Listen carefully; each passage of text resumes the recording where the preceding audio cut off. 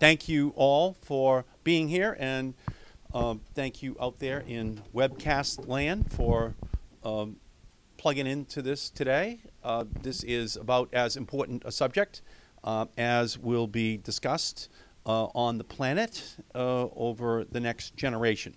And that is, how do we make a transition to a new energy paradigm? Now, it is not a question of putting a man on the moon. It's not a question of making breakthroughs that heretofore have been unknown in the history of the planet. But it is rather learning how to work smarter, not harder, mostly with technologies that already exist today. But by creating a new paradigm, we would encourage the development of new technologies, or, at a minimum, the improvement of the existing technologies in a way that over time would result in the kinds of changes that we know we need in order to be successful.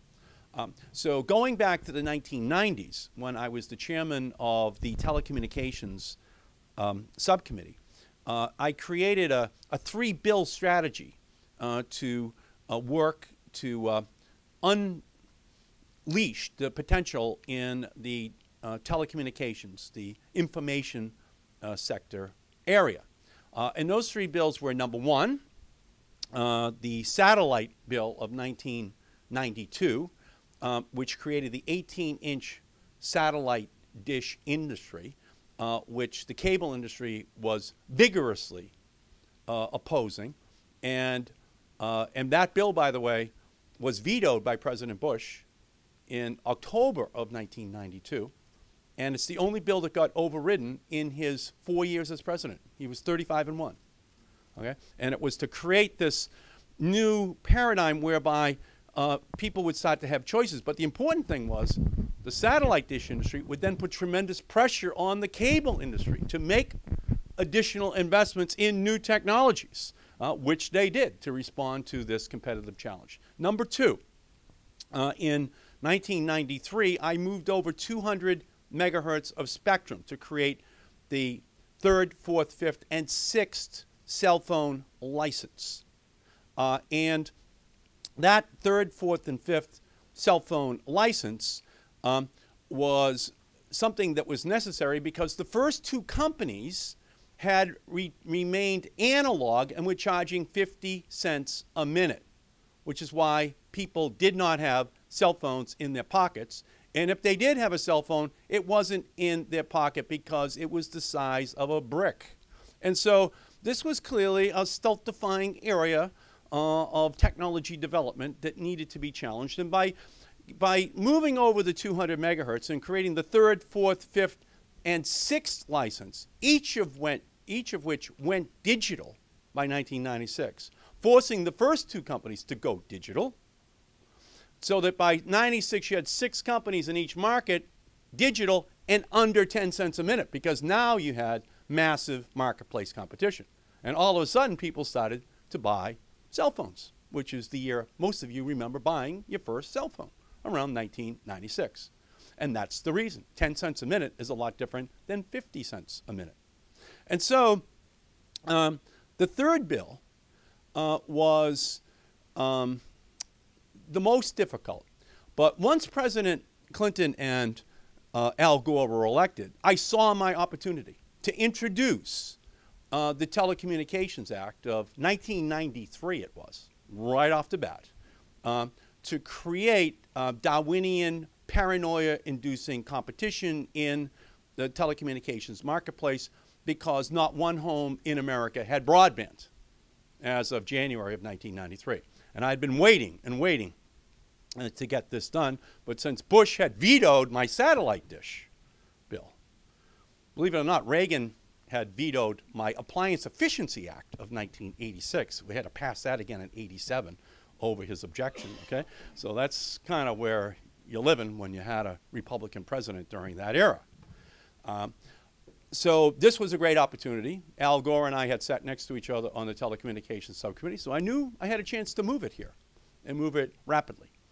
So when we reached, by the end of '93, all of the pieces were in place, and we had a new paradigm that we had created. I had my chief counsel was drafting this thing in '92 to get ready so we could spring it in '93 so that we could finish this revolution. In '94, Bob Dole decided to basically shut down the Senate. And Fritz Hollings was my counterpart over in the Senate. He just could not move it because Bob Dole refused to let anything go in '94, which is, by the way, the same model that Republicans are now using in the Senate today. They're using the Bob Dole model of '94, hoping to replicate it politically, but there are casualties for our country politically when things like that happen. So in '95 and '96, we reintroduced it, and in February of 1996, President Clinton, signed the Telecommunications Act. On that day in February of 1996, not one home in America had broadband when the President signed the bill, 1996. 10 years later, when you come back, which is the proof in the pudding of legislation, the language in America is Google, eBay, Amazon, Hulu, YouTube, thousands of companies, millions of new employees that are the result of that three-bill strategy.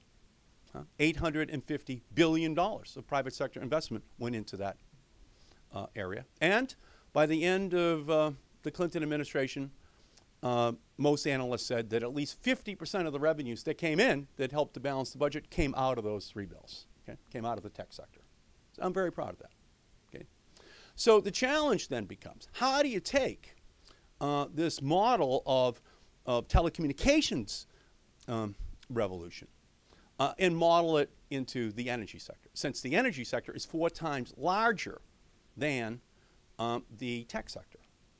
And so when, again, the Speaker, when we took over the Congress in January of 2007, the first thing Speaker Pelosi said was that she was going to create one new committee, the Select Committee on Energy Independence and Global Warming, and asked me to be the chair, and pretty much wanted a three-bill strategy for energy that we had in telecommunications back in the 90s. How do we unleash this sector? How do we use those lessons in order to partner with the venture capital community, the tech community, to accomplish these goals? So that was the challenge. And the first thing that I wanted to accomplish was to raise the fuel economy standards from 25 to 35 miles per gallon. I had made that amendment each year on the House floor. It got almost no attention in the press. 2001, 2003, 2005, because I couldn't win and Bush would veto it. Okay, so who covers stuff like that where you're looking for a 40% improvement in the efficiency of the vehicles we drive? So it never got any attention. Okay, it was in the paper, A17, 2 paragraphs. You know, Markey loses. Okay, you're not really suited for this business if you're not prepared to lose. Okay, everyone is prepared to win.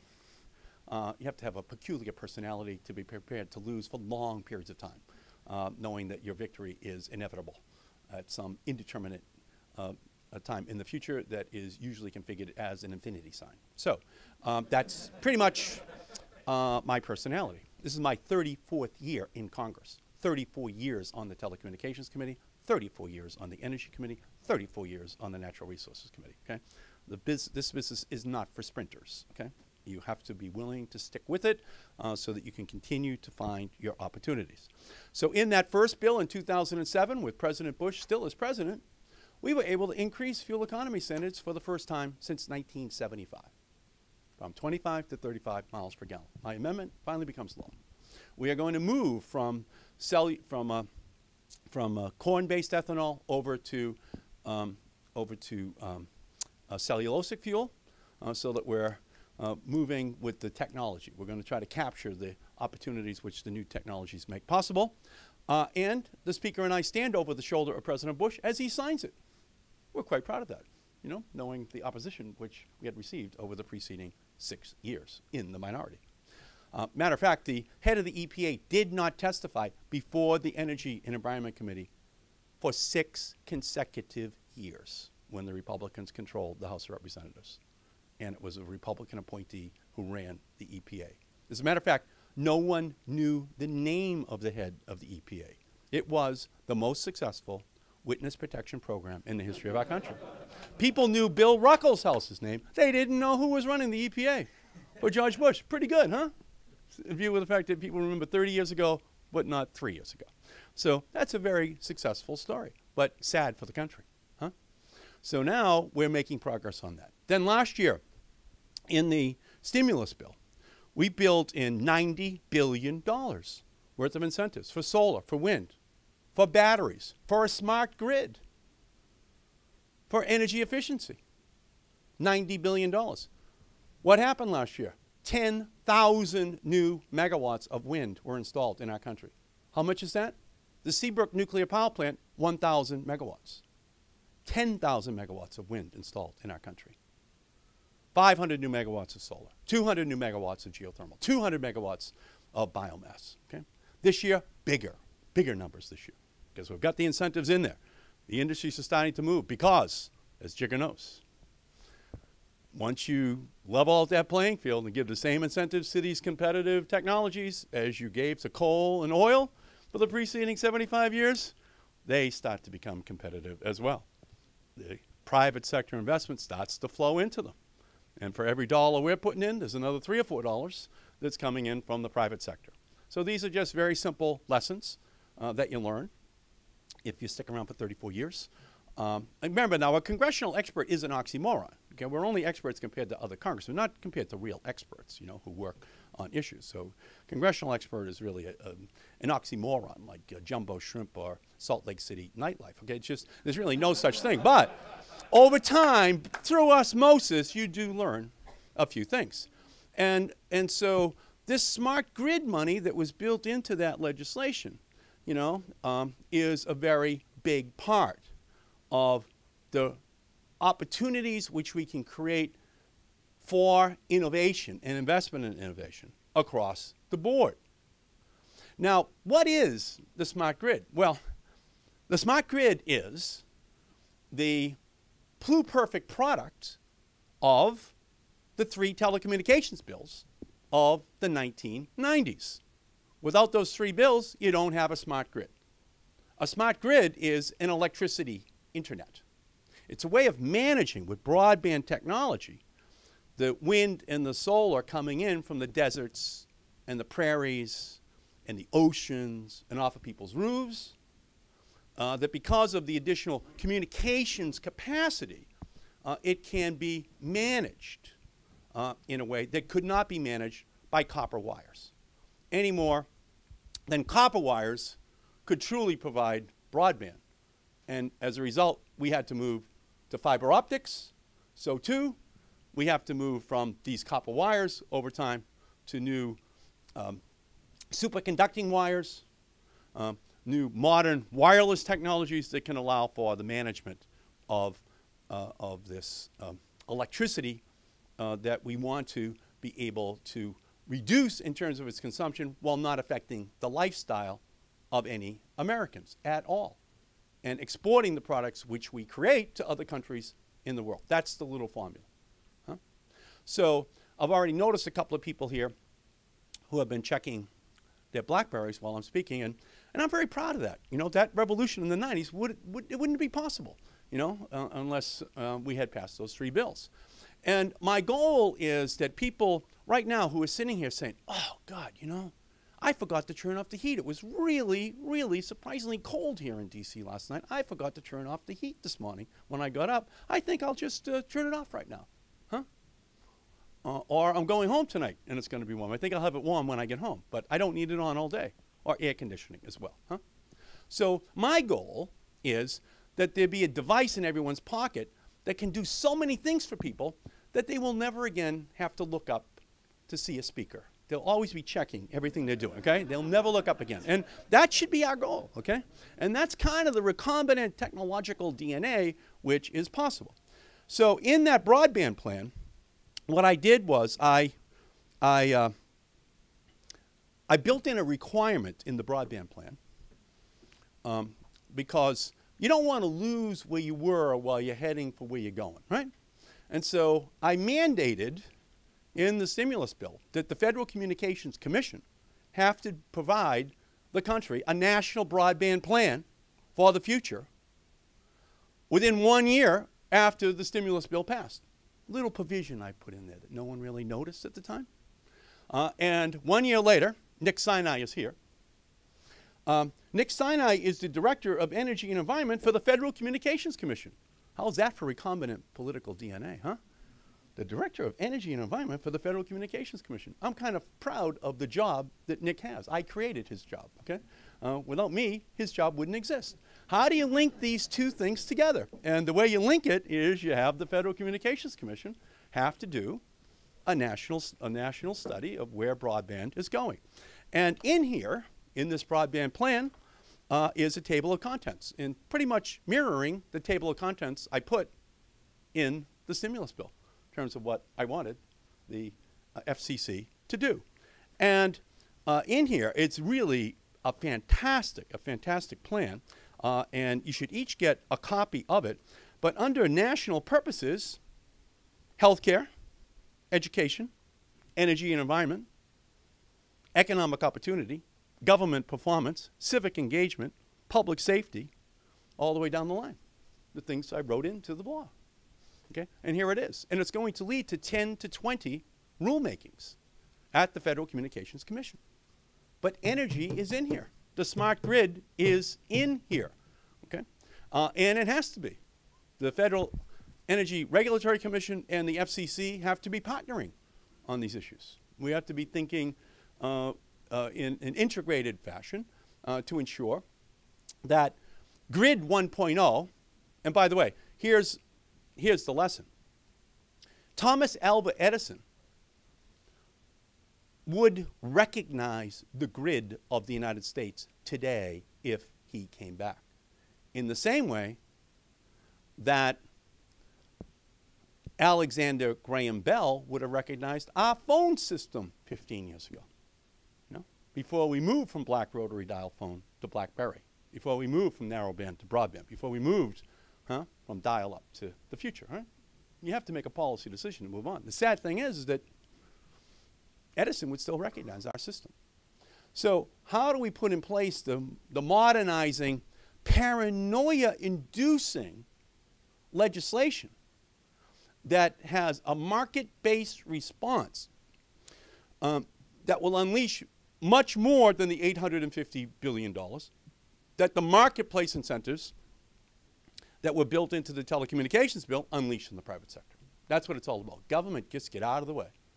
I don't know if there's going to be an Echo Star. I don't know if there's going to be, I don't know that there's two kids who's, you know, who are 20 years old at Stanford, who are named Sergey and Larry. I have no idea. That's not for me to know. Okay? It should be Darwinian. It should just be whoever is the smartest. But you have to open it up so they can get out and do it and get the money from their pals over in the B school, right? Who will help them out. You know? So once you do that, then you're in business. So it's Grid 1.0 plus Telecommunications 2.0 that equals Grid 3.0, right?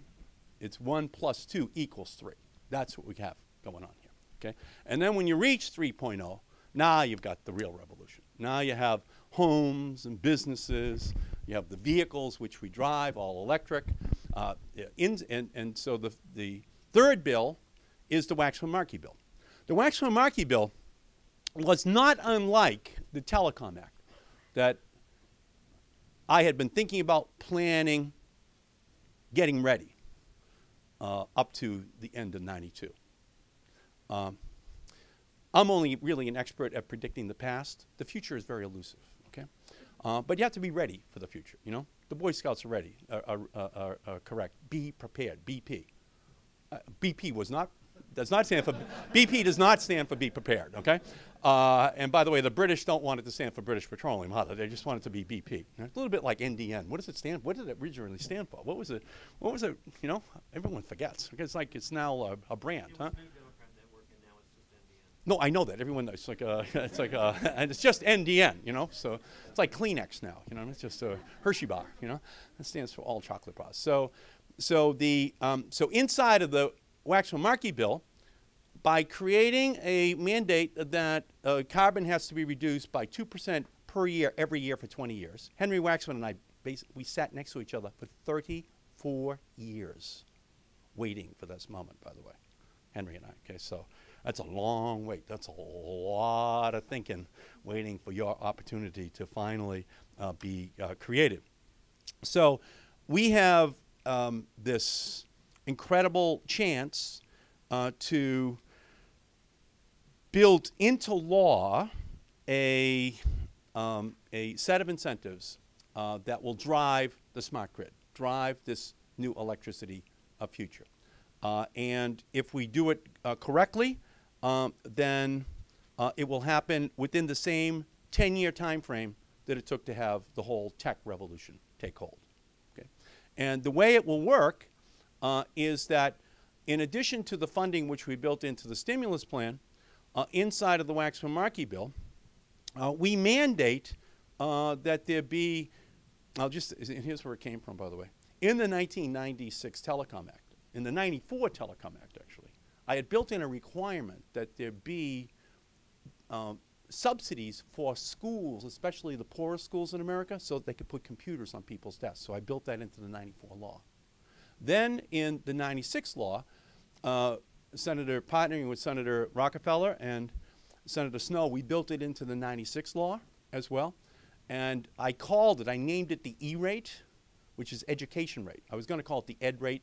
People thought that was going too far. But the education rate, which is now $25 billion, which has gone to subsidize every kid in America to have a computer on their desk, pay for the phone bill in schools across the country. When you're going to have half the kids in the country are minorities, you need a plan for the 21st century. Okay? So it's one thing to say you support free trade. I voted for GATT and NAFTA. But if you don't have a plan to bring along these kids, you got a problem. So inside of the Waxman-Markey bill, I construct e-chips, okay, energy chips, electricity chips, so that these appliances, refrigerators, stoves, you name it, will have a chip inside of it that can be read, send and receive information, so that we can, with air conditioners, with the heating system, you name it, from now on, we'll just have this requirement that it have it built into it, the e-chips, huh? And that's basically a part of a plan, you know, in the same way that we mandate that the utilities have to begin to work and put plans together in order to accommodate an all-electric vehicle or a plug-in hybrid vehicle revolution. They have to do that kind of planning as well, built into the law. When America has a plan, America wins. When America does not have a plan, it does not win. That's just the bottom line. Individual companies might win, but the country itself will not win.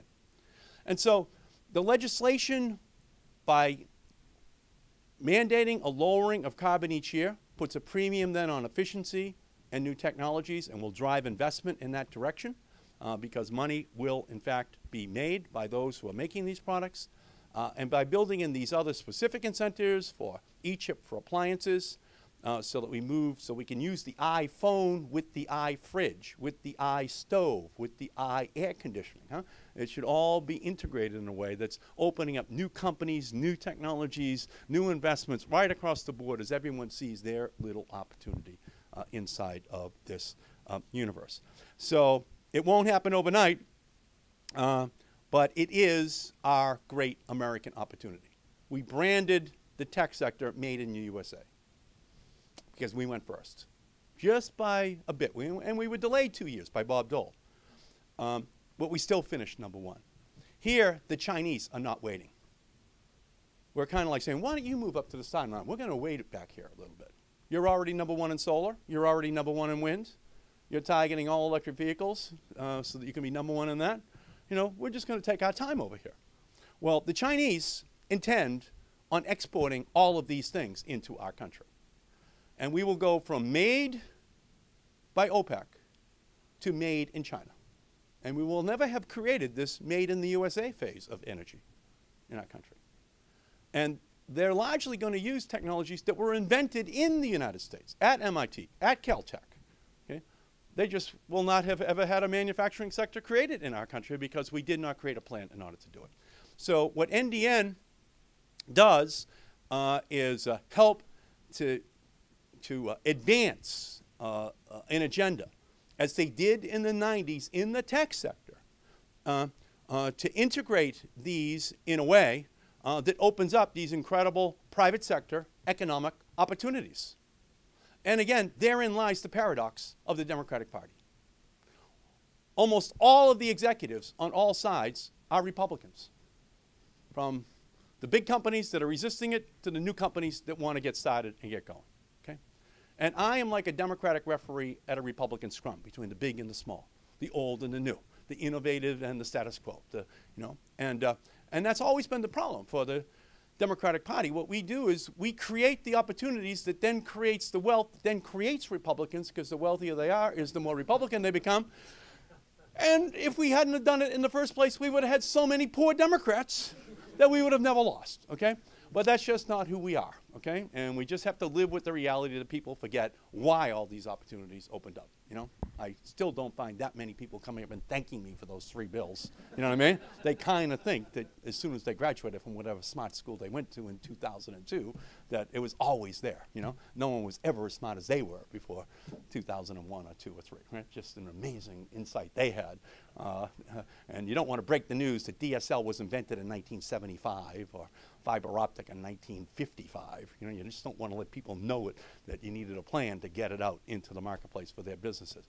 So the FCC and the Federal Energy Regulatory Commission, front lines of a revolution with people who are now there at these agencies who understand the revolution and want to see it happen. And the smart grid is right at the center of it. You know, smart grid 3.0, okay? Telecommunications plus the old technology equals a revolution, okay?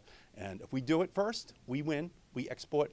If we do it last, we import, and we just basically allow these young people in our country to just shake their heads saying, what were these baby boomers thinking? They had all that time and they never put a plan in place, okay? And they just will not believe how much they saw the world, the baby boomers, in a rearview mirror. And so I think we can do it. I'm very optimistic, and I think 2010 is the year, notwithstanding all the pessimism.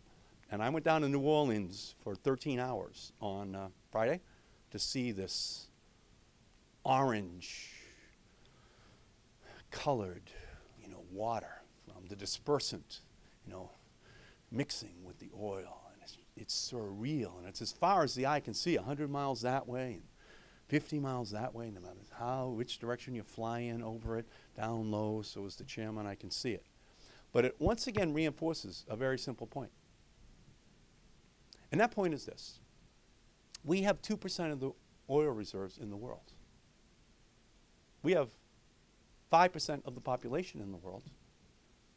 And we consume 25% of the oil in the world. 2% of the oil, 5% of the population, 25% of all oil in the world we consume. We might be able to fake it for another 5 years or 10 years, but long term it's not sustainable. And all you have to know about why it's non-sustainable is we're out 50 miles into the Gulf. And we're down 18,000 feet trying to find that new oil. We're going to the outer extremities now of where that 2% is. And it should just be a lesson to us that our own ambitions of proving that we can be energy independent by drill, baby, drill is now sitting there teaching a lesson. It's not easy to find. It's way out there. And BP is now conducting a science experiment on the floor of the Gulf, trying to figure out now how to close it out. And they're talking about shooting golf balls and rubber tires down there in a junk shot to fill in that hole now. How about that for, you know, How about that for BP, meaning be prepared, okay? They're actually talking about golf balls and rubber tires, okay? So that's where we are, ladies and gentlemen. We have this tremendous opportunity to use the genius of America. And this will be my one final thought. There's 1,000 kids at MIT in the Energy Club. 4 years ago, all these math majors, they would have been in the derivatives club because they can use their skill. They can use this 800 in their math boards for any purpose to which they are put. And right now, we got 1,000 of them in the Energy Club ready to reinvent energy technology in our country, ready to partner up with the kids at the Sloan School and over at the Harvard Business School.